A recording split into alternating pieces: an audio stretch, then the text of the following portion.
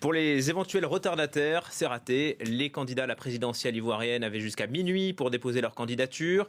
La commission électorale indépendante affirme en avoir reçu plus de 50. Elle a 3 jours désormais pour les remettre au Conseil constitutionnel.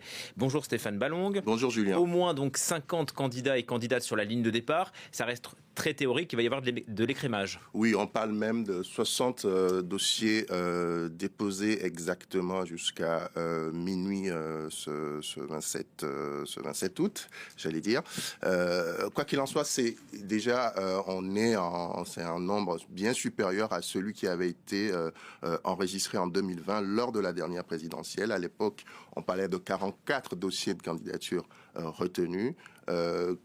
4 avaient été retenus, 4 dont celle de Alassane Ouattara, qui est le président sortant, d'Henri Konan Bédié, qui depuis est décédé, de Pascal Affinguessan du FPI et de Kouadio Konan Bertin.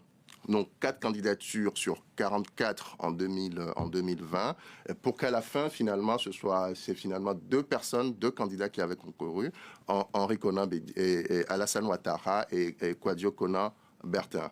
Henri Konan Bédié, à l'époque, et Pascal Affinguessan, ayant boycotté le scrutin pour contester la légitimité ou même la légalité d'un 3e mandat d'Alassane Ouattara. Donc 60 dossiers à peu près, me disent mes sources ce matin. Reste désormais à faire le tri, à étudier ces dossiers pour s'assurer qu'ils remplissent véritablement les conditions demandées, c'est-à-dire que ce soit pour le parrainage des électeurs, que ce soit pour la caution demandée, c'est-à-dire 50 millions de francs CFA, un peu plus de 76 000 euros, et aussi des questions d'identité. Donc la commission va transférer ces dossiers désormais au Conseil constitutionnel, comme vous l'avez dit, et ce Conseil constitutionnel a jusqu'au 10 septembre, au plus tard, pour donner une liste définitive. Alors, qui retrouve-t-on dans ces 50-60 candidatures ? Bon, il y a des candidats loufoques, pas très sérieux, et puis, bien sûr, il y a les poids lourds, ceux et celles qu'on retrouve souvent. Effectivement, je suis incapable de vous dire qui sont les 60 candidats qui se sont déclarés. Ce qu'on sait, effectivement, il y a les ténors de la scène politique ivoirienne. On pense évidemment à Alassane Ouattara, qui a confirmé qu'il était candidat à un quatrième mandat et qui a déposé son dossier hier, qui était le dernier jour du processus. Et puis, évidemment, Pascal Affinguessan, qui s'est déclaré également candidat. On a également l'ex-première dame, l'ex-épouse de Laurent Gbagbo, Simone Eyivé.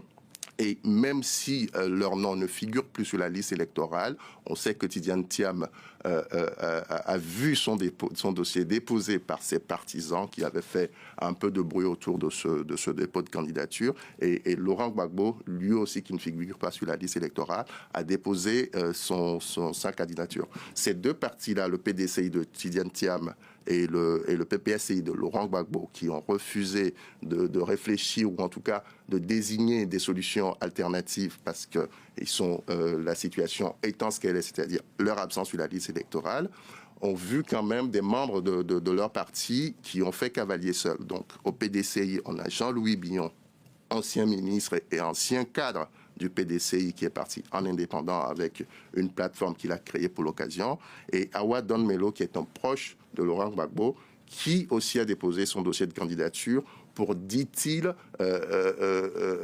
éviter à son parti, au PPACI, d'être le grand absent de ce scrutin. Disons, en quelque sorte, un plan B. Juste un mot sur Tidiane Thiam et Laurent Gbagbo qui ont déposé, en tout cas leurs partisans ont déposé leur dossier de candidature malgré leur radiation sur les listes électorales. Pour quelles raisons est-ce qu'ils ont fait ça ? Finalement, c'est pas une surprise. Je veux dire, c'est la suite logique de la démarche qu'ils ont entamée depuis quelques semaines, quelques mois, c'est-à-dire une contestation du processus tel qu'il est mené aujourd'hui. Les 2 partis qui se sont d'ailleurs réunis dans ce qu'ils appellent un front commun demandent une nouvelle révision de la liste électorale qui permettrait leur réintégration dans cette liste. Et les 2 partis de Tidiane Thiam et de Laurent Gbagbo qui contestent, j'allais dire, quelque part la légitimité de la CU, de la commission qui le juge partielle dans le processus. Donc c'est aller au bout de leur logique. Et quand ils estiment qu'ils sont en droit de participer à ce scrutin, il n'y a pas de raison qu'ils ne proposent pas ou qu'ils ne déposent pas leur dossier. Il appartient désormais au Conseil constitutionnel de décider si oui ou non ils peuvent concourir le 25 octobre prochain.